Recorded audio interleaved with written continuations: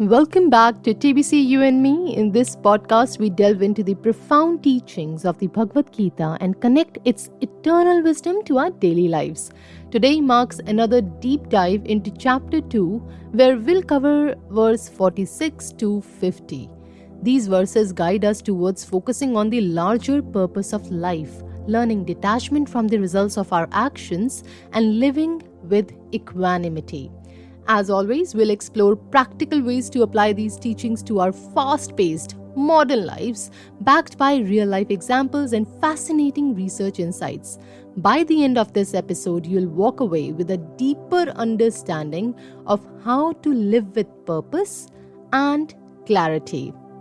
Verse 46. Transcending small needs. Whatever purpose is served by a small reservoir of water is also served by a large lake. Similarly, one who knows the ultimate truth is not concerned with the smaller rituals of the Vedas. Here Krishna is explaining that higher wisdom renders smaller, limited concerns irrelevant. A person who understands the ultimate truth, the essence of life, no longer feels bound by minor rituals or short-term goals. Just as a large lake meets the needs fulfilled by a smaller water source, higher knowledge fulfills and surpasses the benefits of smaller actions. We need to understand that sometimes we think that something is going to happen this way, that way. No, we need to be very focused and we need to believe in our daily lives. This teaching reminds us to focus on the bigger picture. Are we stuck chasing smaller victories like a promotion or material possession while losing sight of what truly matters? And what is it? Think about it. It's our inner peace, relationships, and overall purpose. These days, what I have seen is that we compromise our relations, our loved ones, for those materialistic gains. You must be thinking that, come on, Aparna, that's how it should be. That's how the reality is. Just take off your pink glasses, as most of my friends say. But don't you think it's right? Consider the story of Steve Jobs, who often emphasized doing work that resonates with your heart instead of chasing societal expectations. Despite setbacks, he remained focused on creating something meaningful, which ultimately led to his revolutionary contributions. You know it, and I know it. Studies on mindfulness published in the Journal of Positive Psychology show that individuals with a clear sense of purpose and long-term goals experience greater life satisfaction and resilience. This aligns with Krishna's teaching. Transcending the small and focusing on the big brings fulfillment. Verse 47. Focus on action, not results. It says that you have a right to perform your duties, but you're not entitled to the fruits of your actions. Do not let the results of your actions be your motive, nor should you be attached to inaction.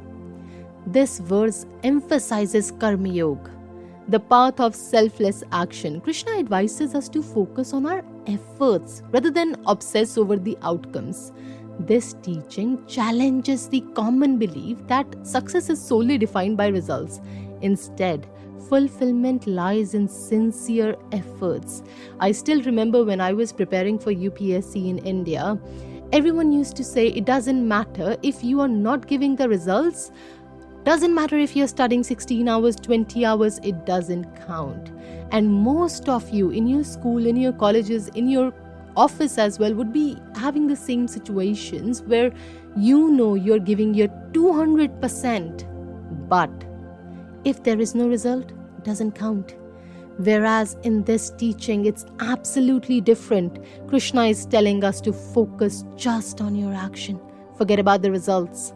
In our results-driven world, this verse is more relevant than ever if you think about it. For example, working professionals often face burnout because they tie their self-worth to achievements. Krishna's wisdom liberates us from this cycle. When we detach from outcomes, we reclaim joy in the process. Olympian Michael Phelps once shared that while winning gold medals was exhilarating, it was his love for swimming, not the medals, that kept him going. When he focused on enjoying the journey, his performance improved naturally. According to a study published in Psychological Science, individuals who focus on intrinsic goals such as self-improvement rather than extrinsic goals like money, recognition, they tend to experience higher levels of happiness and creativity. Verse 48. Equanimity in success and failure. Perform your duty with equanimity, O Arjuna, abandoning all attachment to success or failure. Such balanced action is called yoga. Krishna redefines yoga as equanimity in action. He urges us to maintain composure in both success and failure.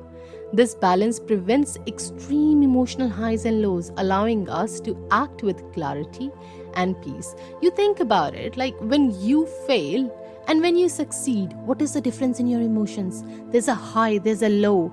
Krishna is teaching us to be calm.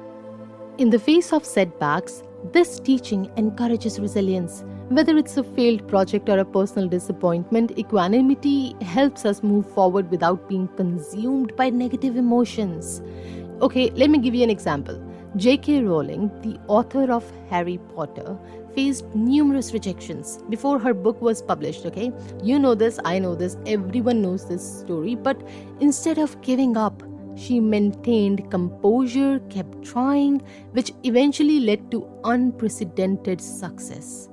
Also, a Harvard study on emotional resilience found that people who practice mindfulness and acceptance, they recover faster from the setbacks.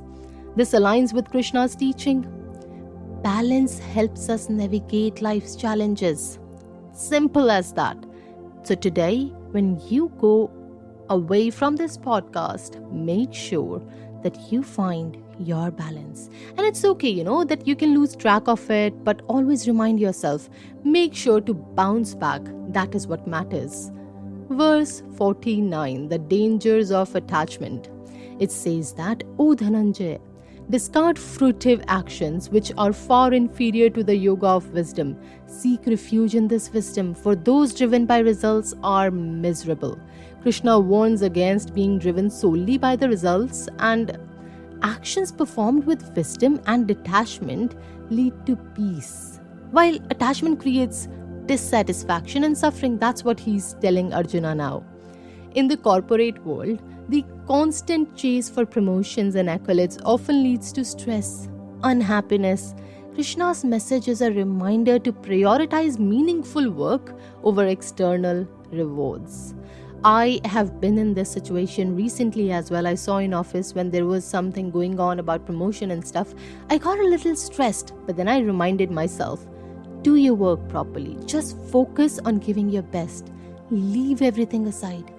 Everything will happen at the right time for the right reason. Just leave it aside. And it really helps. A study by Deloitte found that millennials prioritize purpose and meaning in their jobs over financial compensation. This shift reflects Krishna's teaching that wisdom-based actions lead to greater satisfaction than material pursuits. Verse 50. Yoga as skill in action. It says that a person who acts with wisdom and detachment attains true success. Such skill in action is yoga. This verse defines yoga as the ability to act skillfully with wisdom and balance. It's not just about physical postures or meditation, but applying mindfulness to everyday actions. Whether it's solving conflicts at work or managing relationships, skill in action requires emotional intelligence and mindfulness. This verse teaches us that the essence of yoga lies in living wisely. The story of Mahatma Gandhi embodies this principle. His ability to act with calm, wisdom, and detachment made his efforts impactful, even in the face of adversity. A Stanford study on emotional intelligence revealed that individuals with higher emotional intelligence demonstrate better decision-making and leadership skills. And qualities Krishna associates with yoga are the same. As we wrap up this episode, let's reflect on the lessons from verse 46 to 50. From focusing on the bigger picture to letting go of attachment to results. Krishna's teachings offer timeless strategies for living a balanced and purposeful life. In a world obsessed with outcomes, these verses remind us that true success lies in wisdom, equanimity, and meaningful action. So this time when you go away, just make sure you keep a note. Just have a post-it note and paste it on your wall so you can be reminded of these things. And always when you're in a situation where you're struggling, just look at it and bounce back.